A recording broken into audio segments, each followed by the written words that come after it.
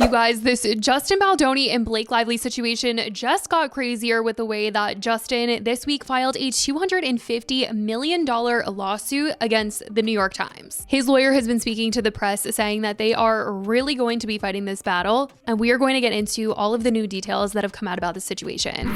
Ever since Blake Lively's complaint about Justin Baldoni went public, the situation has sparked a widespread discussion online. Blake's complaint against Justin details several concerning allegations from their time working on It Ends With Us. She claims that Justin engaged in unwanted physical contact during filming, including improvising intimate scenes without her consent. Blake also accuses Justin and producer Jamie of unprofessional behavior, such as sharing explicit images and asking invasive questions about her personal life. Additionally, Blake alleges that after raising her concerns, Justin retaliated by hiring a crisis PR team to smear her reputation.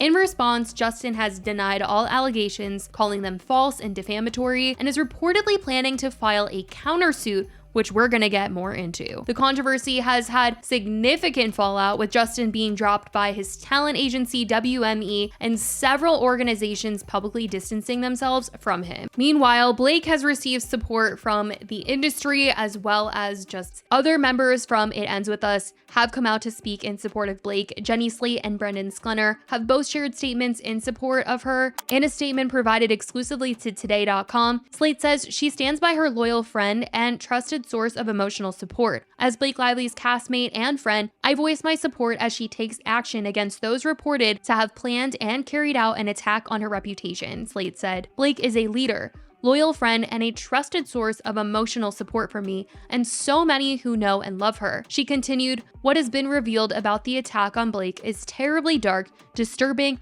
and wholly threatening. I commend my friend, I admire her bravery, and I stand by her side." Brendan shared the complaint on his Instagram story and tagged Blake with a heart, and when he shared the link, he wrote, "For the love of God, read this." Blake's brother-in-law, actor Bart Johnson, who some might recognize as Coach Bolton from High School Musical, also made statements online. He tweeted out saying, "He's a fraud. He puts on the costume of a hero, man bun and all, used all the trendy catchphrases and buzzwords for his podcast. None of it's genuine, it's all theater, and everyone fell for it for years. Rewatch his videos with a more critical eye and watch him compliment and praise himself with faux humility and self-deprecation. What a performance." He also responded to people in his comment section on Instagram, as some people have asked, why is she coming out about this now? I will say, in this case, for Blake, she spoke up about this far before the public was made aware of the situation. Blake had voiced her feelings all throughout filming, and at the beginning of this year, she voiced her opinions to the studio, saying she was not going to continue unless everyone agreed to the changes that would be made on set to make it a safe place for everyone.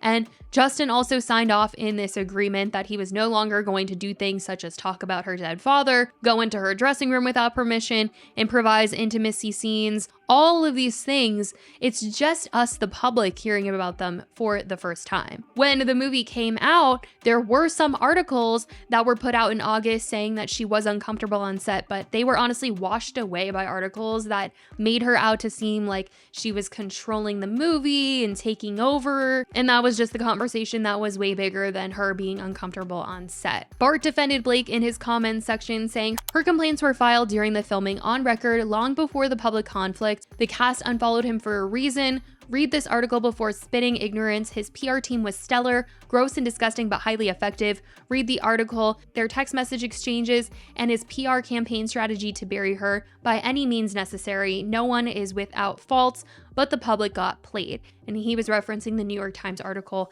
that also linked to the complaint. Now, I think that the way the film was promoted by the cast, it didn't help the situation and certainly made Blake and everybody else look very bad, because they did not seem like they were taking the messaging of the movie seriously. And I think that they should have certainly changed the way that they were promoting the movie. But, you know, it is said that they were doing what the studio told them to do. But just because people think that she's a mean girl and disrespectful doesn't mean that these things on set didn't happen. So like we've been saying, two things can be true at the same time. You cannot like her and her personality, but also at the same time, you can recognize that these are possibly real things that really did happen and occur. Though Justin and his team, like I said, are saying that they're not true and are revealing their future plans to the press now. According to Daily Mail, Justin is reportedly preparing to file an explosive counter complaint against Blake Lively. I'm not going to speak on when or how many lawsuits we are filing, but when we file our first lawsuit, it is going to shock everyone who has been manipulated into believing a demonstrably false narrative, Baldoni's lawyer Brian Friedman told Deadline Saturday. It will be supported by real evidence and tell the true story. In over 30 years of practicing, I have never seen this level of unethical behavior intentionally fueled through media manipulation. In a statement to Page 6, Friedman said, "This is not a response or countersuit, it's a deliberate pursuit of truth. The lawsuit will uncover and expose the false and destructive narrative that was intentionally engineered by a trusted media publication who relied upon nefarious sources and neglected a thorough fact-checking process to confirm the validity of these texts." The attorney claimed the text and other evidence the New York Times released in their article on December 21st were doctored and spliced without context. In over 3 decades of legal practice, I've never witnessed such unethical behavior fueled by those who abuse their power and manipulate the truth, Freeman told us. This isn't an isolated case. It's a reoccurring pattern in Hollywood and the mainstream media where careers and reputations are destroyed to maintain control. Legacy media has long weaponized their platforms to distort the truth, exploit vulnerabilities, and destroy lives without accountability. So Justin's lawyer is saying a lot here. I mean, saying they doctored those text messages, calling out the New York Times, calling out legacy media. And a few days after his lawyer spoke to the press, we actually found out what him and his team had been working on. News broke New Year's Eve that Brian Friedman filed on behalf of Justin and 9 others a lawsuit against the New York Times. Some of the others that the lawsuit has been filed on behalf of are Wayfarer Studios, his producing partner Jamie Heath, Justin's publicist and crisis manager Jennifer Abel, and Melissa Nathan. They filed a $250 million libel suit against the New York Times alleging defamation over an article that reported on the harassment allegations made by Blake Lively. The lawsuit claims that the article the New York Times wrote relied heavily on Blake's unverified narrative, ignored contradictory evidence, and included altered communications. Justin also argues that he wasn't given enough time to respond before publication. CNN wrote, Lively's complaint included screen captures of text messages and correspondence that Lively's team alleged showed orchestrated attempts on the part of Baldoni's PR representatives to hurt her reputation in the media as part of a social manipulation campaign. Baldoni's lawsuit contains pages upon pages of text messages that Friedman told CNN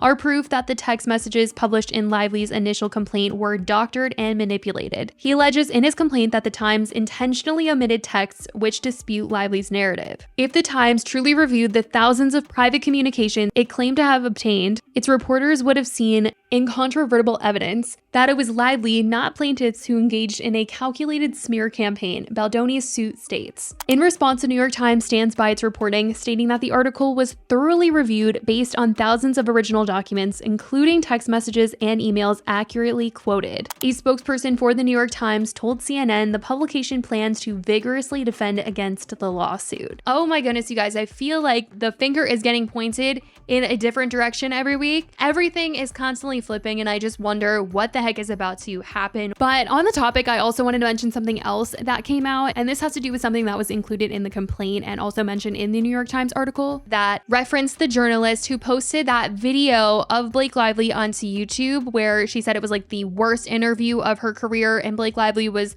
just giving such mean girl energy alongside Parker Posey in it. And they were trying to insinuate that Justin Baldoni had hired this crisis PR manager. They had also previously represented Johnny Depp, and around the same time that Johnny Depp had hired them, this same journalist had posted an interview of Johnny Depp that was very good. Like, he looked really good in it. And so they were kind of insinuating this possible calculation behind the scenes of, does this journalist work with this PR agency to put out things to help whatever client they are working with? But this journalist has tried to say that that is not the case. That's not what happened. That's not true. Okay, so I have to say something, because now I see that things are starting to snowball and people start thinking that I had anything to do with the smear campaign against Blake Lively that was orchestrated allegedly by Justin Baldoni and his team. I also read the article in the New York Times this morning. I've been reading through the lawsuit, and I see there's been so much dirty work going on behind the scenes, and I just wanted to say I have nothing to do with it. When I read the text messages that was going back and forth between